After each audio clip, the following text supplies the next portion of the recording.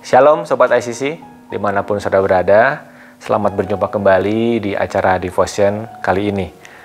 Ya, saya akan mulai dengan sebuah cerita dari pengalaman saya sendiri. Jadi ini kejadiannya sudah bertahun-tahun yang lalu ketika saya masih duduk di bangku SMA.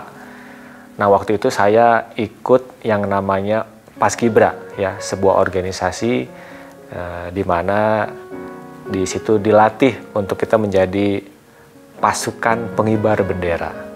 Nah, yang menariknya adalah saya pikir pasukan pengibar bendera kerjaannya mengibarkan bendera saja. Tetapi ternyata di dalam aktivitasnya saya dan teman-teman saya melalui berbagai proses dididik, didisiplinkan, bahkan dilatih.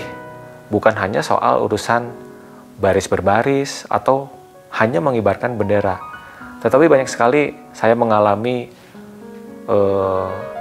perlakuan-perlakuan yang membuat saya dibentuk secara bahkan karakter, ya, bahkan sampai akhir masa ketika proses pelatihan itu berakhir, ya, karena itu ada sekitar 1 tahun saya jadi calon Paskibra, ya, bersama dengan teman-teman saya.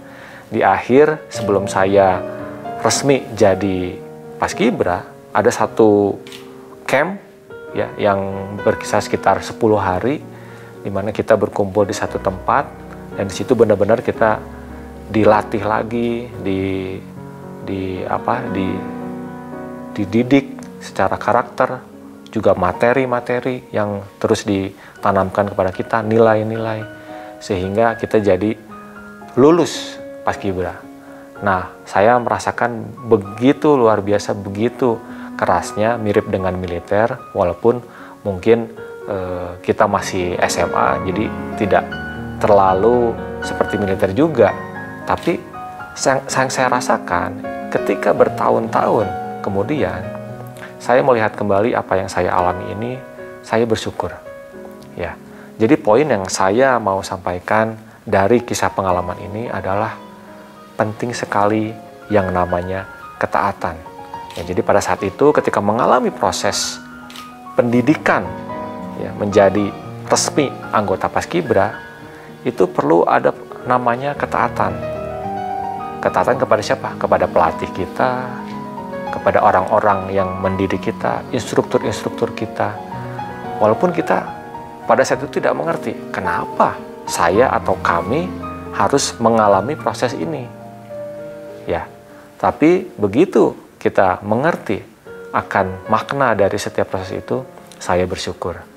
Nah, ketaatan ini sangat penting bagi kita, terutama dalam berbagai aspek kehidupan. Tidak hanya ketika kita masuk dalam organisasi, perusahaan, tapi dalam peran-peran kita sebagai mungkin anak taat kepada orang tua, atau sebagai bawahan yang taat kepada pimpinan kita di perusahaan, dan masih banyak lagi.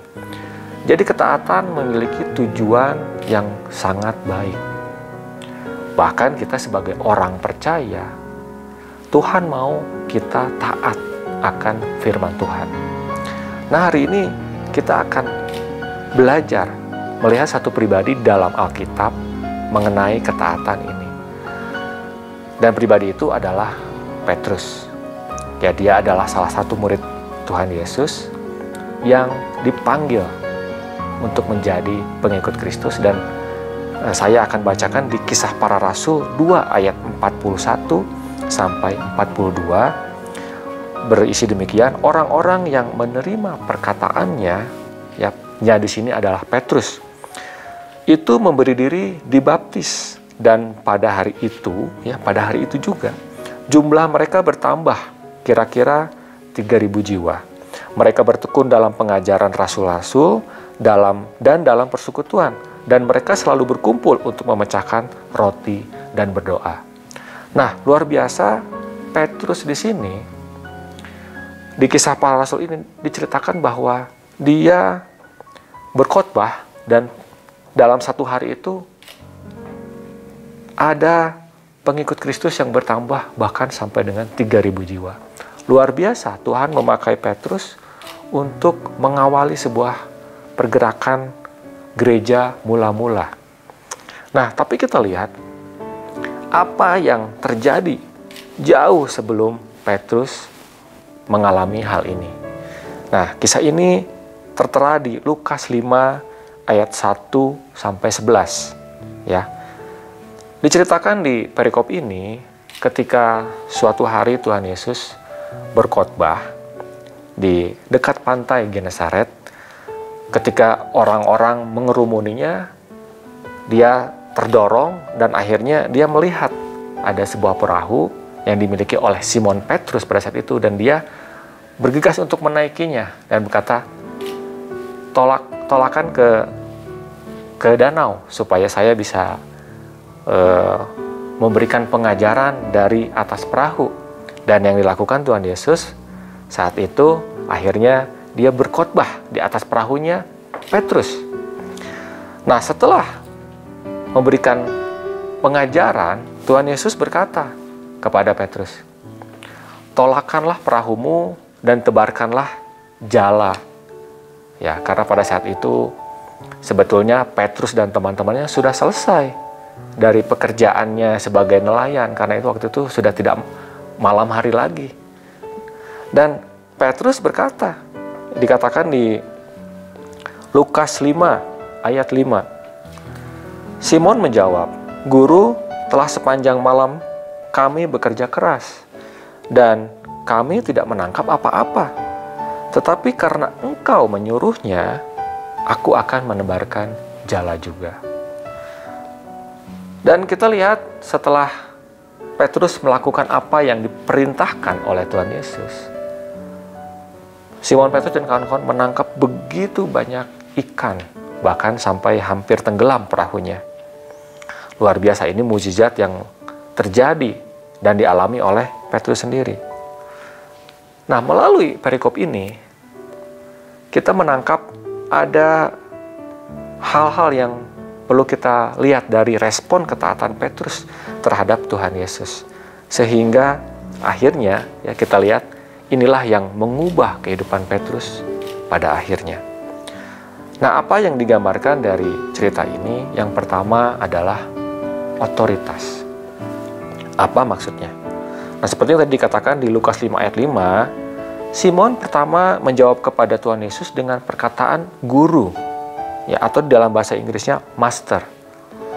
Sedangkan di ayat yang ke-8, ya Lukas 5 ayat 8, dikatakan ketika Simon Petrus melihat hal itu, ia pun tersungkur di depan Yesus dan berkata, Tuhan, pergilah daripadaku, karena aku ini seorang berdosa.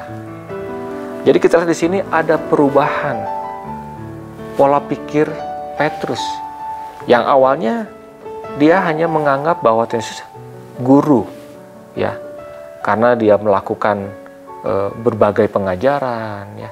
Tetapi ketika begitu dia mengalami mukjizat itu, Petrus berada di dalam presence of God. Dia merasakan otoritas Kristus yang bahkan melebihi dari sekedar guru, master.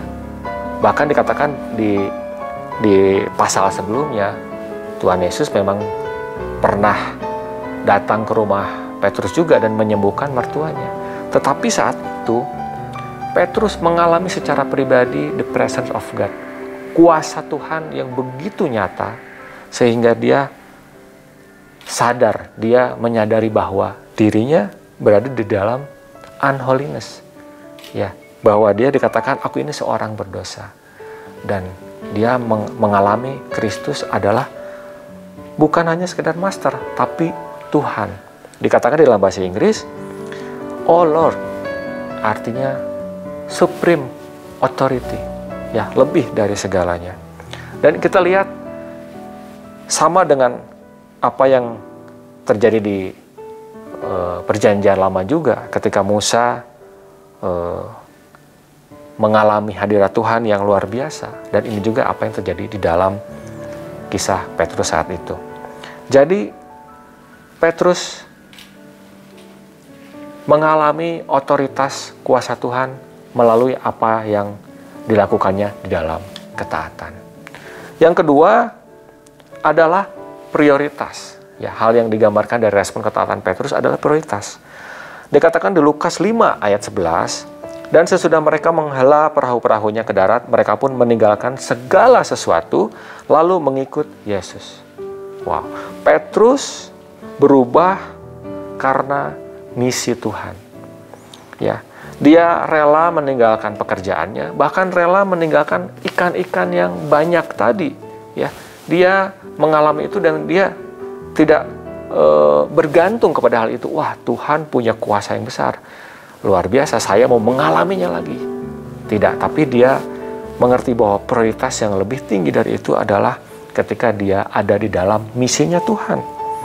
Dikatakan di Matius 6 ayat 33, tetapi carilah dahulu kerajaan Allah dan kebenarannya, maka semuanya itu akan ditambahkan kepadamu. Di versi BIMK dikatakan begini, jadi usahakanlah dahulu supaya Allah memerintah atas hidupmu, dan lakukanlah kehendaknya, maka semua yang lain akan diberikan Allah juga kepadamu. Ya. Jadi kehidupan itu akan berubah ketika kita mengerti mana prioritas yang paling penting. Dan kita tahu bahwa Tuhan harus berada di tempat pertama di dalam kehidupan kita, melebihi dari setiap aspek-aspek kehidupan yang kita miliki. Apakah itu pekerjaan, pelayanan kita, keluarga kita bahkan, dan lain sebagainya. Karena kita percaya ketika kita ada di dalam misi Tuhan, maka kita percaya akan penyediaan Tuhan lebih dari yang kita pikirkan. Jadi kita ada di dalam misinya Tuhan. Maka jadikanlah Tuhan sebagai otoritas yang paling tinggi dan prioritas yang paling utama di dalam perahunya kita. Seperti Petrus ya ada di atas perahu. Perahu ini menggambarkan mungkin life place kita, workplace kita, tempat di mana kita bekerja, tempat di mana kita hidup, bahkan melayani. Sehingga kita semakin memiliki respon-respon ketaatan di dalam firman Tuhan. Ya, jadi kita hidup bukan hanya untuk kepentingan diri sendiri, tetapi kita melakukan apa yang menjadi kehendak Tuhan. Bahkan kita bisa menjadi dampak yang melebihi apa yang kita pikirkan. Jadi apakah kita saat ini setiap hari di dalam kehidupan kita menemukan bahwa diri kita ada di dalam otoritas atau kuasa Tuhan sepenuhnya? Dan apakah kita sudah menempatkan Tuhan sebagai prioritas yang utama, menjadikan tempat yang pertama di dalam kehidupan kita? Mari kita merenungkan hal ini sama seperti apa yang Petrus lakukan, sehingga hidup kita dipakai lebih lagi oleh Tuhan. Mari kita berdoa. Tuhan Yesus, terima kasih buat firman hari ini. Kami mau Tuhan belajar untuk memiliki hati yang taat di dalam Engkau Tuhan, melakukan setiap apa yang menjadi kehendak-Mu di dalam kehidupan kami Tuhan. Kami tidak mau memegang Tuhan, kami tidak mau mengikat apa yang sepertinya kami miliki Tuhan, tapi kami mau melepaskan Tuhan apa yang menjadi hak kami mungkin Tuhan, dan kami percaya Engkau memiliki otoritas yang penuh dan Engkau memiliki prioritas yang utama di dalam setiap aspek kehidupan kami. Terima kasih Yesus, kami serahkan semuanya di dalam nama Yesus. Haleluya, amin. Terima kasih saudara, sampai berjumpa di Devotion minggu depan. Tuhan Yesus memberkati.